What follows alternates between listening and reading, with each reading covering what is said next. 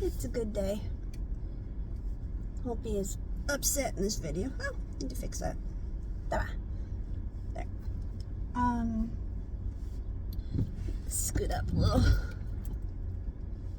So I'm gonna do this video on being non-binary and trans. I'll just say trans because that's the umbrella term for all the other gender expressions. Oh, lots of people in the parking lot today.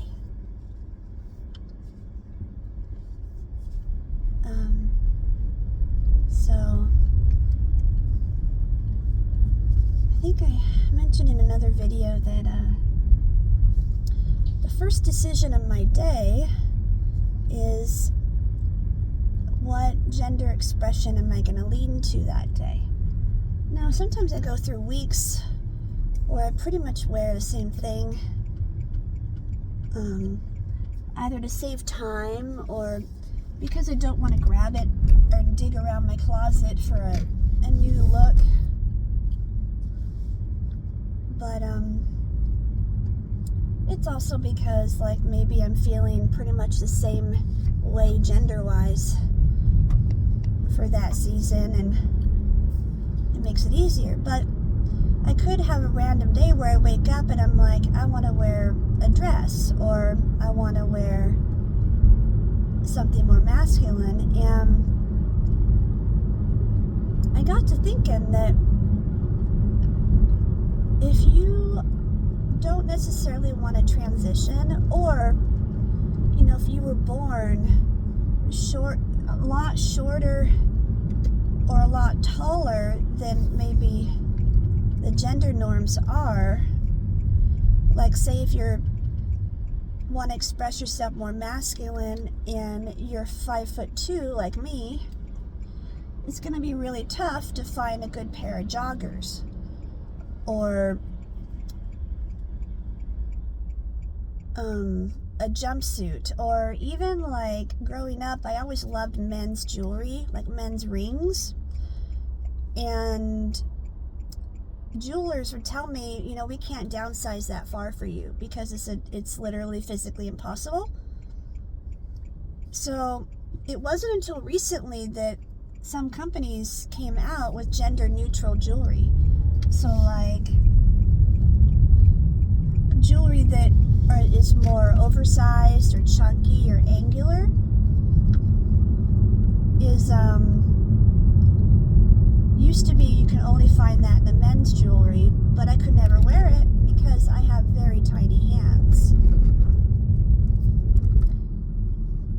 But I usually don't like women's jewelry because usually it has a lot of extra frou-frou on it, extra filigree, extra vines, extra blah blah blah. And I just like clean, solid lines. I love angles and industrial feels. It's delicious to me. But it wasn't until very recently that companies like Vitali make stainless steel jewelry from sizes from the extremely small to the, I wouldn't say extremely large, but larger men's sizes. But they made them gender neutral. They didn't say, oh, this is for women, this is for men. No, this is for everybody. They made it a gender neutral company. And that's what I've needed all along since I was little. And even though recently there's more gender neutral consideration, it always costs more money. For instance, I love a lot of tech wear and like I said, like industrial shapes and colors and textures. But traditionally it was only for cisgender men, and the sizes would be too big. Like even if I ordered an extra small, I'm 5'2", so the legs and the arms would be too long. Well, the arms, I have long arms. I have really long arms, but the legs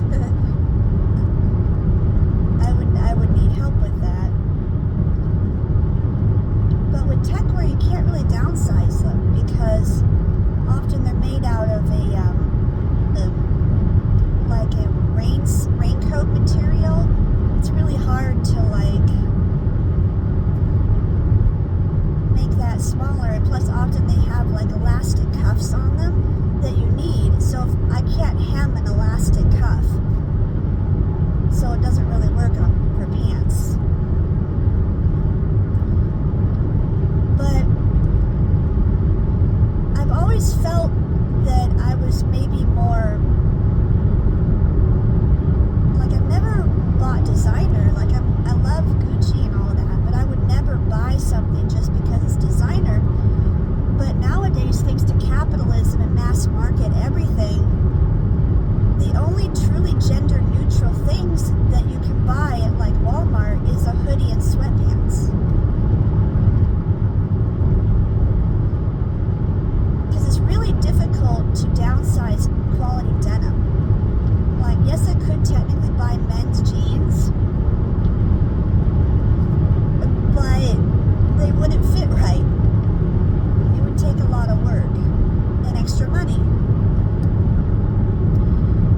I've noticed that's where society's been going for a long time, where companies just have, a few basic sizes, but very distinct gender separation.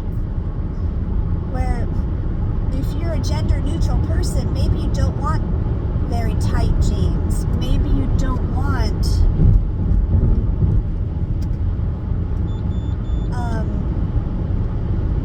feminine colors and things. So oftentimes we're stuck with, like men's t-shirts, and we end up all looking alike. There's no individuality. Some people like that, but I never did. I always wanted to express my inside to the outside. Hence the hood and all this. And yeah, nothing is completely original, but what I'm saying is, thanks to the internet, there are more ways to find unique pieces, but they're often made by a designer, like on Etsy or in another country, most likely. Usually Canada. I get a lot of things from Canada, Germany, Bulgaria, and Romania, actually. And also the Ukraine. Before the war, I got a lot of really cool resin jewelry from Ukrainians. They're the only people that made these really cool tentacle earrings. You may have seen them from artists like Jared Nebula, who's a non-binary alien that I really, really care about. But it's just really awful that things that are truly unique and gender affirming are way beyond the price budget of most people. And if it wasn't for help from Leon, who understands my needs, and also I have to wear clothing that'll work with my wheelchair, so I can't wear big fluffy coats because it'll get caught in my wheels. So there's all these considerations. It's like I got my disability considerations, like I can't wear tight clothing in the crotch area because it causes me infections. Like, I wore a bodysuit for like a couple of weeks during the summer and I got a yeast infection. So often, even things that I like to wear that I think look awesome, I can't physically wear. Like, I can't wear jeans if they ride up in the crotch area. They have to be loose fitting. So it's a jungle, and I'm not even of a special size. Like, I'm not even like plus size. Plus size people have been talking about this for decades, how there's nothing that fits them unless you buy from a special company, especially for things like underwear and whatnot. Oh, and that's another thing is I have to buy seamless underwear now because of my autism. Certain elastics I can't wear, and not all cotton is pure cotton anymore. So you go to buy a pair of underwear and there's a bunch of nylon and elastane and spandex in there. Well, that's not going to work for me as underwear, especially in a wheelchair where I'm sitting down all the time. It's an issue. And it's just like, I go online and I talk to people about this, and they go, well, it's a cost issue. If, mass-produced things are obviously cheaper. But my problem is, it's not just cheaper, it's probably the only thing affordable at all. And most people that work, especially, they have to wear clothing that they can get dirty. It has to be breathable. It has to be quality material. And I've noticed that you have to go to like a special, like, sporting, like, store for like Carhartts and Dickies and stuff. Like, there's very few companies that make really good quality workwear that'll hold up to the wear and tear of like a construction job. So this isn't just for someone like me that's artsy. This goes across the whole thing. But my biggest overall concern is if you're trans or non-binary, clothing is literally your identity. It's your shell. Like, if I was forced to wear clothing that didn't work with my gender expression, it would dysphoric the hell out of me. I had that growing up where in Alaska there wasn't a Walmart in every town.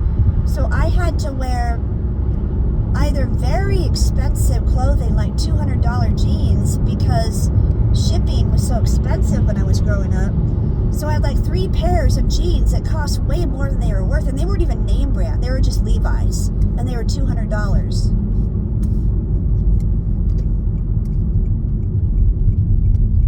And in the 90s and the 2000s, hip huggers for girls were the thing. Well, hip huggers and low-rise jeans don't look good on every body type. And especially if you're gender neutral.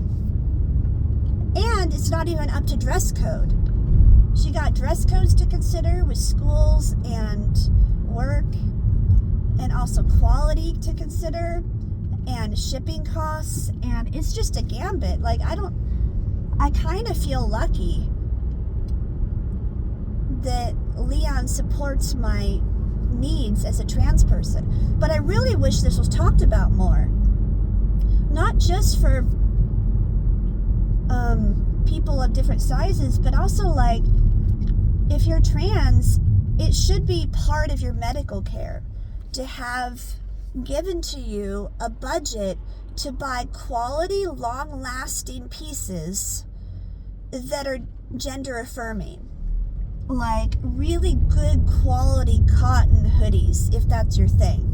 Not the cheap ones that'll wear out in like a month.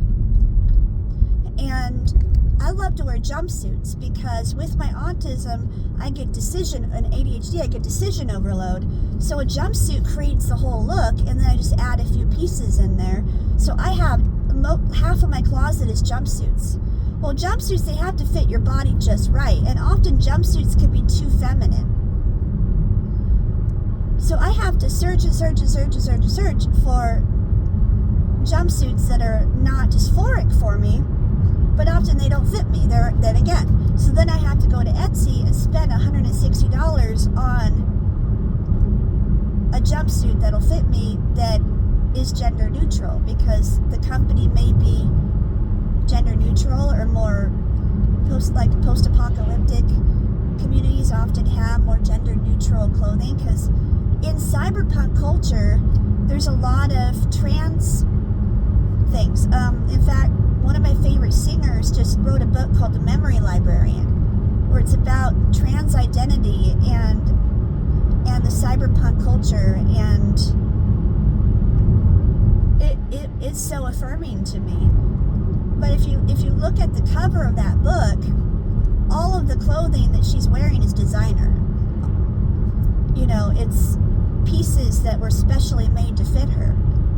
And of course you can argue, well, that's just Hollywood, but it's seeping into everything, where basically most people are wearing just clothes they find at Walmart and Target because they don't have the time to look, they don't have the funds to look, and maybe they just don't care. That's okay. But for those of us that do care, I really wish this was covered more, because it just feels like more trauma to be trans, but to be trans and poor. And most trans people are poor because maybe our family kicked us out, like mine, or often we're disabled from multiple traumas and PTSDs and eating disorders and all of that, trying to get our body situated.